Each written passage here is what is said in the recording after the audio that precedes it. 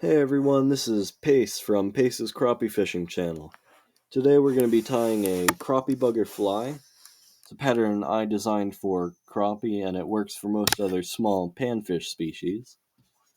It's kind of like a smaller version of the woolly bugger. Very popular fly for several species. And it works well on most panfish species in ponds and creeks.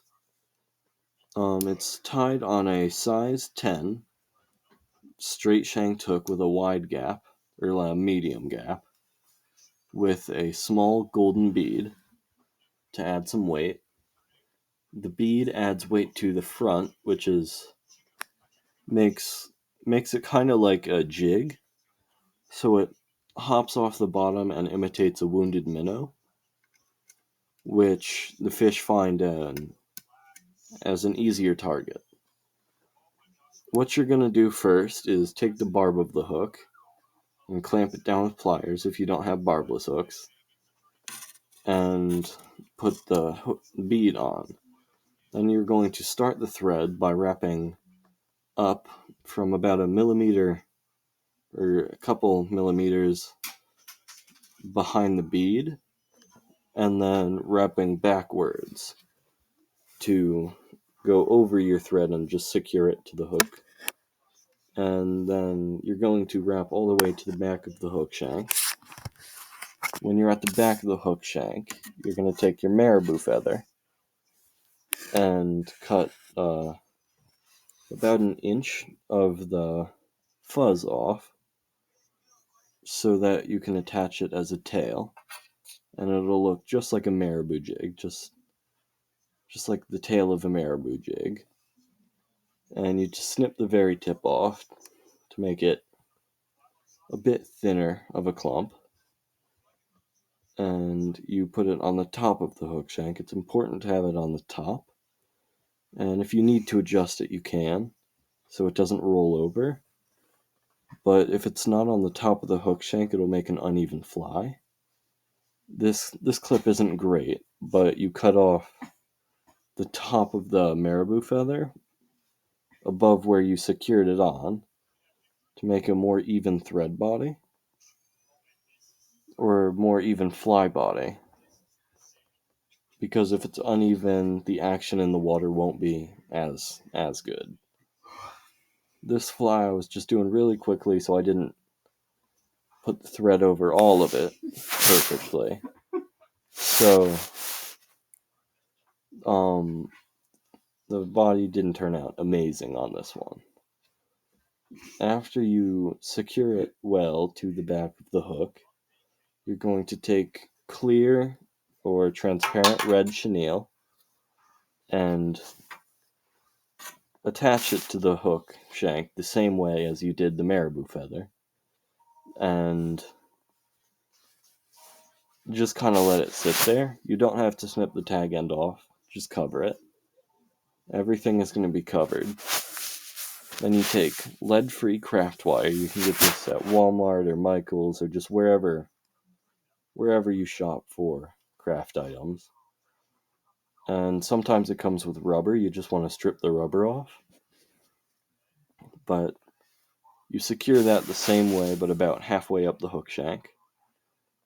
And you have to secure this on a bit more to make sure it doesn't come off. And when you're done securing it, you wrap all the way to the bead. Then you start wrapping the lead wire before the chenille, just so that it's under the chenille. And you try to wrap kind of evenly with it.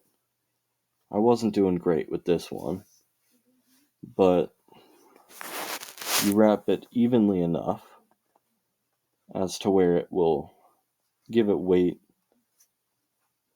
in similar areas, so it doesn't fall too fast in one area other than the head, because you want it to have a jigging action like a wounded minnow. The lead wire, if you place it wrong on the hook, you see how I did more loose wire wraps around the tail.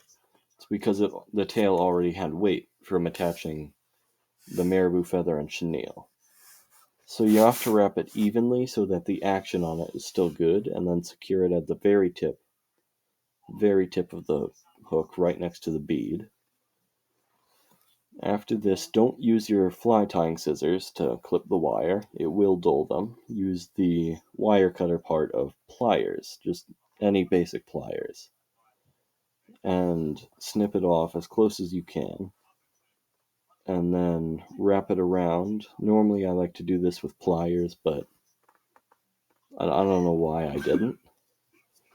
So you take it and just secure the very tip a bit more.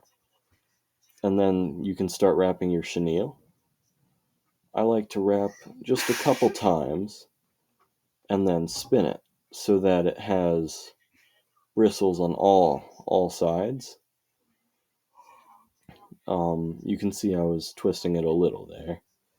But you want to try and cover up the wire best you can so that it isn't showing through the body. Because this fly is supposed to be completely red with the golden head. The silver will kind of mess with it, or you can just use differently colored wire, but you just don't want it showing for a cleaner look. You try to wrap the chenille as evenly as you can around the body of the hook, and it should look a little puffy or bristly, and the fish really like how the light from wherever you are shines off all the little bristles because it's transparent. It shines off all the little bristles in the water, and it makes for a tiny light show that the fish really like. And at the end, I will show pictures of fish I've caught on this. And with this fly, you work it near the bottom of shallower ponds and creeks. It's a great fly to have in your box. And when you're done, you whip finish it. I'll have a separate video up on whip finishing. But you whip finish a couple times.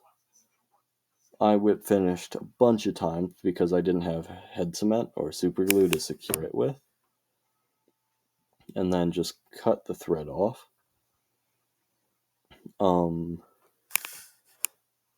If the voice recording's iffy, it's because I'm really, really tired right now. It's about 10. So, voice recording's not going to be amazing. But when you're done whip finishing, you take the tail of the fly and snip a bit off until it's pretty short. You want the fly tail to be short enough where the crappie can bite it, because crappie bite from the back. So if the tail's too long, it'll just be the crappie biting the tail and it won't reach the hook every time because they bite from the back. But right now there should be pictures of the materials I used and a couple fish I've caught on it. Other than that, I think it's good. So have a nice day and bye.